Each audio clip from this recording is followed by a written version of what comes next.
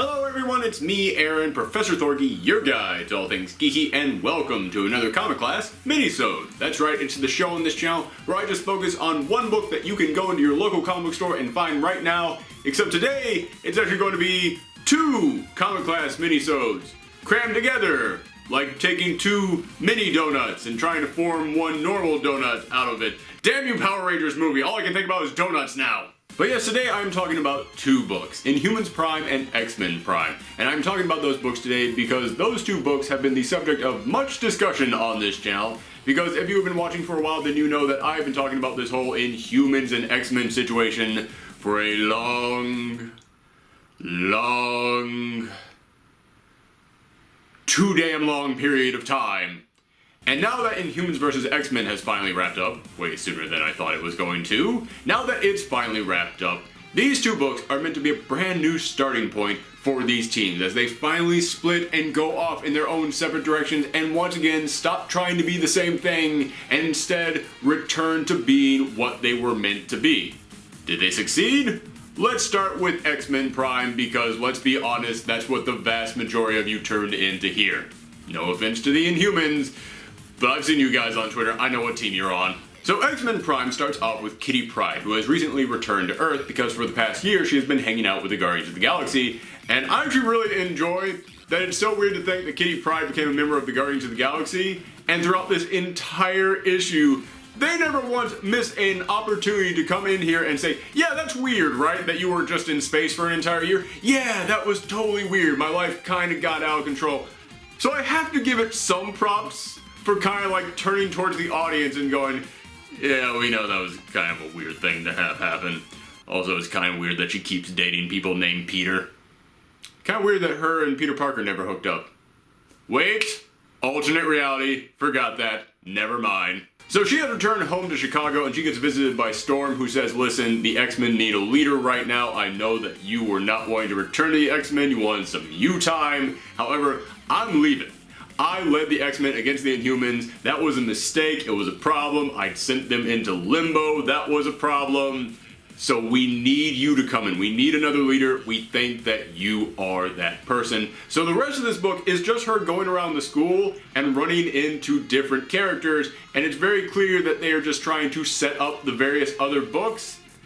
And I kind of had a problem with it because don't get me wrong, of course that's what they're supposed to do. They've got a ton of new series coming out. They of course had to stop and go, okay, here is what these brand new books are going to be. If they seem interesting to you, then go ahead and pick it up. However, they're just kind of crammed in here. Like out of nowhere, it just cuts to Lady Deathstrike over in Madripoor, and she then gets picked up and kidnapped by the brand new Weapon X program. And don't get me wrong, I actually thought the setup that they gave was kind of cool. Like there at the end in which it was like, no one would miss them if they disappear. I was like, that's actually kind of intimidating and ominous, which added together becomes kind of cool. That's a pretty interesting pitch for a book. Plus the book is going to be written by Greg Pak. So even though I'm not the biggest fan of the art that they chose for that book, I actually am now kind of intrigued. So it did its job. It got me interested in it. However, yeah, this is Kitty going to the school, getting to see all these people. They stopped the whole book just to focus on that. It's like, this was not the smoothest transition here, guys.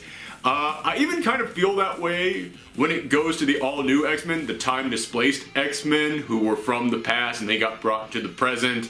It's a whole weird, crazy thing. I'm not going to explain it to you here if you don't already know who they are, because I don't have half an hour to spare just to explain who the all-new X-Men are. Hopefully you all know. Anyway, so Jean Grey has recently returned to the all-new X-Men and they are trained in the Danger Room and they're discussing, hey, it's weird that we're still here, right? Which, again, I love that they're just turning to the camera and being like, yeah, isn't it weird that we got teleported from the past to the present and we haven't gone back yet? Don't get me wrong, I've actually really enjoyed the all-new X-Men and I am absolutely loving Cyclops on the Champions right now. And yeah, this little preview did get me excited for their own book. However, it is odd that they're still here for one major reason. They got picked up from the past, brought here. What's happening in the past? Because they have now been here for literally a year. And I don't mean a year as in like our time. They've been here for like multiple years our time. I mean Even in Marvel Comics' slow ass does not match the real world timeline, they've been there for at least a year. It's impossible for them to now return to that point in the past and have the timeline sync up. You cannot pick them up and drop them back exactly where they left off, because then Professor X will come into the room and be like, why did you all suddenly get older? You want to bring them to the present for a few hours, a day, a week, tops a month, fine. You bring them here for a year, it messes up with the whole timeline. They can't return back there now. And they keep making it sound like, yeah, but we are the actual ones from this timeline, so we do have to eventually return. It's like, no, you've been here too long, it no longer adds up. So I love the fact that in this little preview, they actually had the Beast go, yeah, I've been looking into this doesn't add up. We can't actually be the X-Men of this past. We have to be from an alternate timeline. Something diverted when we got picked up. That's why we can't return to the past, which again, thank you, whoever wrote this, for coming in here and picking up one of those balls that Brian Michael Bendis dropped. I'm not going to rant about Brian Michael Bendis. I do that a lot on this channel, but you guys know that one of my problems with him is that he will set up a plot line and then just pray someone else fixes it. And one of the plot lines he set up when he was writing All New X-Men is that he said, yeah, there's some reason that they can't return to the past. They tried going back, but oh, something went wrong. What is it? Well, good luck. Hopefully someone else will explain that. So yeah, here they finally came in and said, yeah, the reason why we couldn't go back to the past is they were sending us back to the past. That's not where we're from. At least not their past. We're from some alternate timeline, and Jean Grey comes in and goes, that means that there is a world out there without the X-Men. There is a world that needs the X-Men, and we abandoned them by being here. So I thought it was awesome that the pitch for the brand new, all new X-Men book, the XMen Blue series I believe it's going to be, is it's going to be them trying to figure out a way to get back home because they realize their home needs them. Don't get me wrong, as I said, I like the all new X-Men. I'm actually enjoying them here in this timeline, but yeah, man, you have a whole reality out there that needs you right now. It's the responsible thing for them to try and return home. However, even though I like that pitch, just like with the Weapon X pitch, still kind of feels like they just shoved it in here. It feels like they just stopped the whole freaking storyline just to go, bam, here's this part of the story. And like, it was smoother than the Weapon X one, but still, it just kind of felt jarring. But from there, Kitty is trying to figure out what she's going to do, and she eventually goes, listen, this whole team, the X-Men, I've been looking around, it feels rudderless. It feels like it doesn't have a direction, and I wanted to stand up and applaud at that moment, because if I could sum up the X-Men over the past several years, it's been rudderless. It's been without direction. I mean, do you remember what you read in the X-Men when you were a kid and you fell in love with them? I'm assuming everybody is my same age, even though I know that they're not. But you remember when, like, back in, say, like, the 90s, it was like the X-Men had a purpose. There was a reason they were there. Or like when Joss Whedon took over the book, he gave them a purpose. He gave them a direction. Or when Grant Morrison was writing the book, they had a purpose. They had a direction. Each of the X-Men books now just kind of feel like they're like, yeah, well, you know, survived the Terrigen Mist. Good luck with that. By the way, time is really screwed up, isn't it? That's a thing. Don't get me wrong, I'm not saying that how many times have I said don't get me wrong during this video? Don't get me wrong, I'm not saying that the X-Men books have been bad. I'm just saying it's like, yeah, it feels like you need to get the editing staff on the X-Men together and go, what are we doing with these books? Let's figure out what we are doing with them, rather than just handing them off to the writers and praying they each come up with their own individual good storylines. I really appreciate that they kind of like recognize, yeah man, the X-Men need to be a thing. The X-Men don't need to be each of their own individual things. The X-Men need to establish, why are we here? Why are we a book? Why are we a thing that people want to read? When people think of the X-Men, what do they think of? That's what it means when she came in here and said, we need a direction. And she came in and said, I want people to stop looking at us like this own weird side thing. We need to prove that we're heroes, which is what Cyclops said at the beginning of Joss Whedon's run, which to me is one of the best runs on any X-Men book.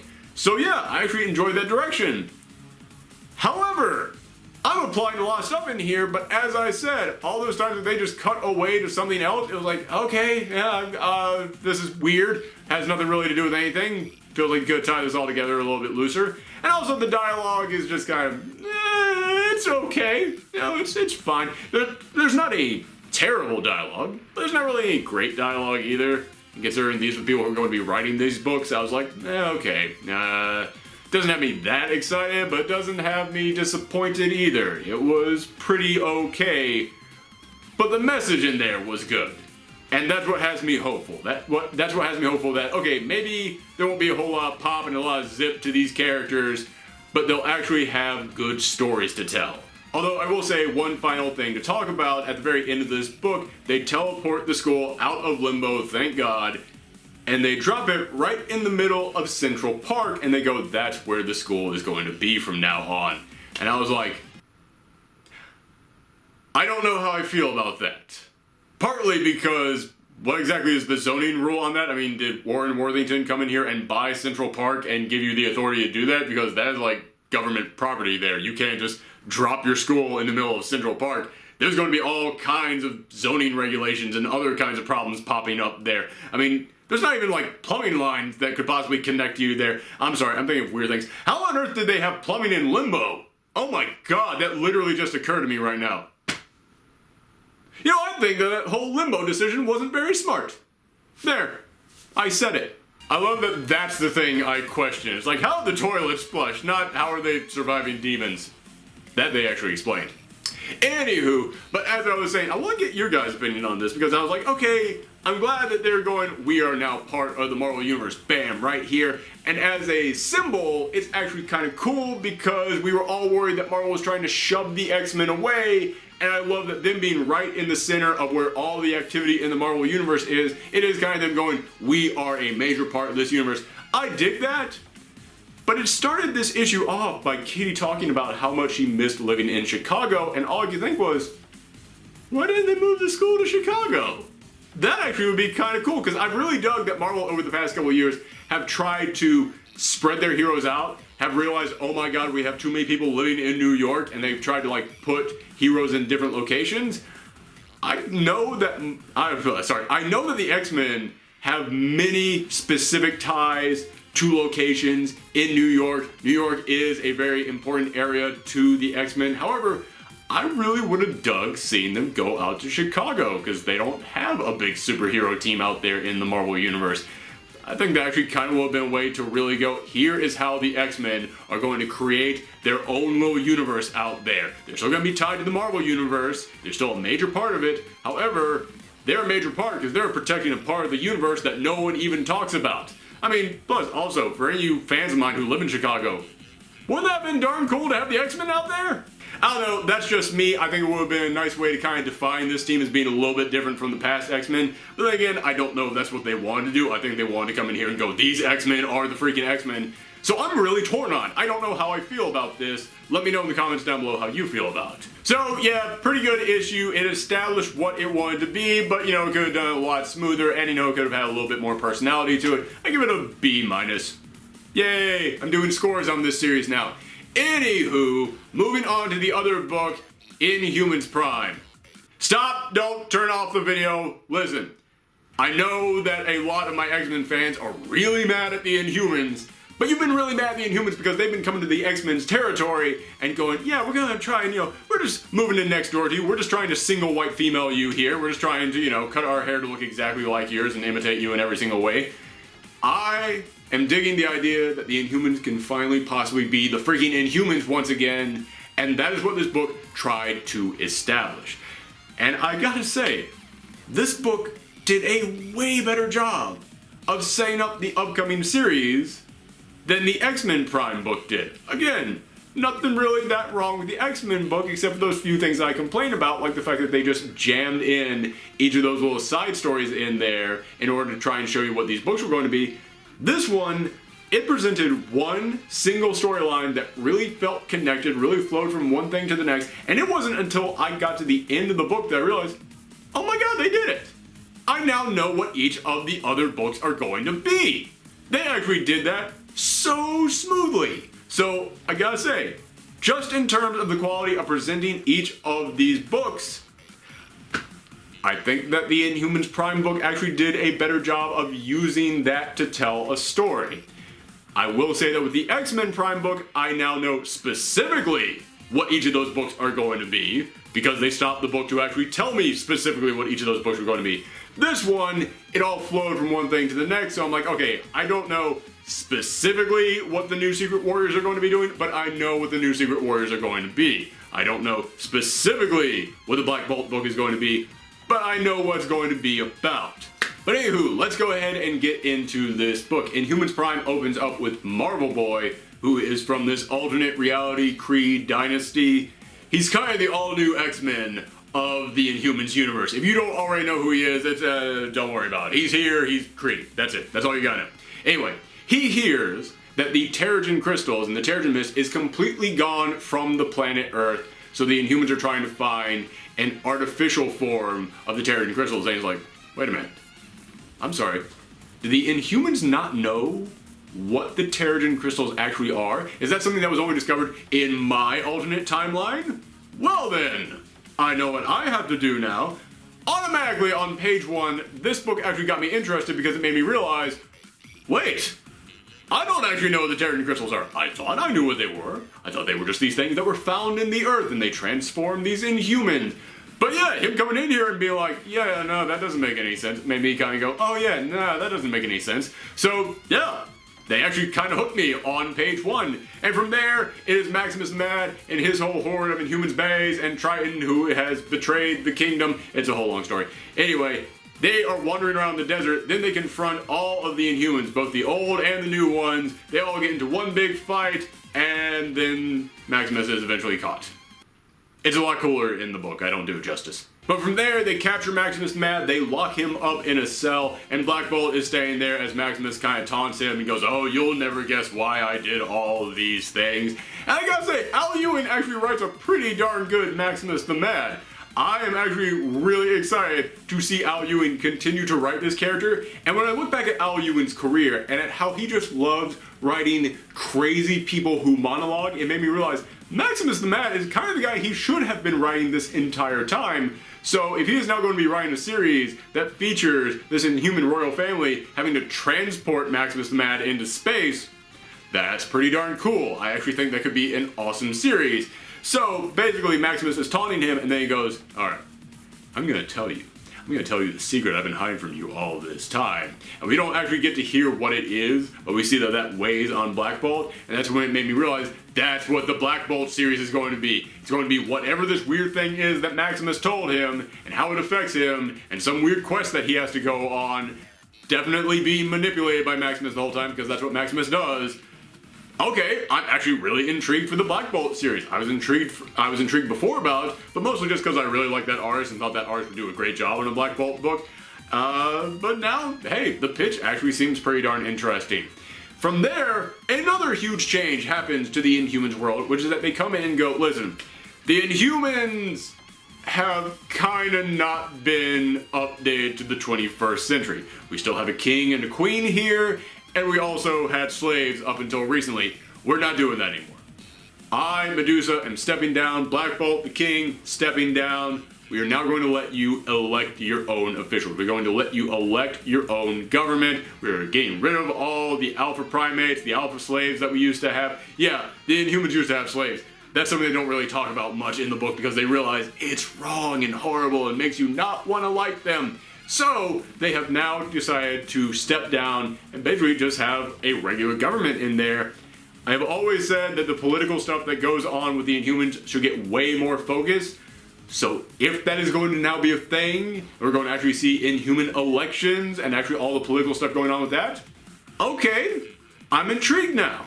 That could actually be rather interesting. And Medusa says there is one last thing that her and her husband and the rest of the royal family have to do. They have to transport Maximus the Mad to this deep space prison where he won't be able to manipulate anyone ever again, just basically being left there by himself, which is cold-blooded, but it's kind of a cool concept for a book. Plus, it's Maximus the Mad. You can't really trust him around anyone else, so banishing him to space isolation seems about appropriate for that character.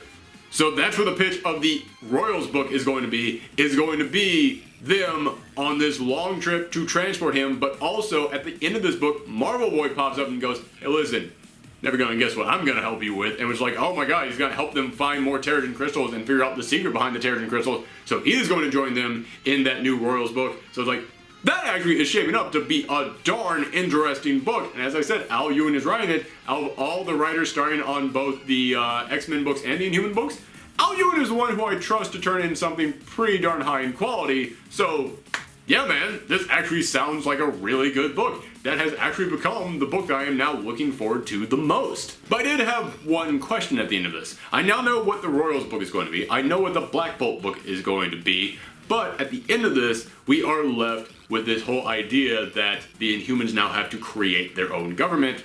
I don't know if that is going to be in the Royals book or if that is going to be in the Secret Warriors book. And in the Secret Warriors book, we know that the first several issues of that are basically just Quake leading a team of Inhumans, like the new Inhumans on the Earth, leading them against Steve Rogers' evil secret empire. So, okay, what is that book going to be after that? Because I'm assuming by looking at this series that is going to deal with all the new Inhumans here on the planet as they have to come together with the old Inhumans and basically form this Inhuman government. But I don't know if that's quite the case because, as I said, the series is starting off with tie-ins to Secret Empire, so it gave me an idea of what the series is going to be, but not nearly as strong as what my idea of the Royals book and the Black Bolt book is going to be. Cannot believe I forgot his name for 5 seconds. So that's the one big criticism that I would give. I really want to know where that story with the Inhumans' new government is going to start popping up. What book is that going to appear in? So yeah, end of the day, I actually ended up enjoying Inhumans Prime. I actually think it was probably a little bit stronger than X-Men Prime, just simply because I think they did a better job of weaving all of these teases for these upcoming series into this issue and into this story a little bit better than the X-Men one did. However, I will say my big complaint about both of these books is that I kind of wish that they rebirthed me a little bit here. I kind of wish that they did like the DC Rebirth one-shot did, where it came in and it was like, okay, we're going to tease all these other books, but we're going to have some major stuff go down. I don't feel like anything major went down here. The X-Men returned home. That's pretty cool. The Inhumans learned that there's a secret about the Terrigen crystals and they have to transport Maximus Man. That's pretty cool. Nothing jaw-dropping though. Nothing that made me go, you guys, you gotta read this. Honestly, I think that if you want to just wait for the individual issues to come out, you'll be fine. I don't think that either of these are must-buys. I don't think that if you skip them, you're going to be completely lost. I mean, you just heard me describe them. Everything I described is basically everything that you need to know about these upcoming issues. So, unless you were just really intrigued, I think you can save your $5. But let me know in the comments down below which of these two you ended up enjoying and which of the upcoming Inhumans or X-Men series you are looking forward to the most. You can always let me know that in the comments below or on Twitter and Tumblr at Professor Thorgy. Thanks for tuning in, everyone. Come back next time. Bye.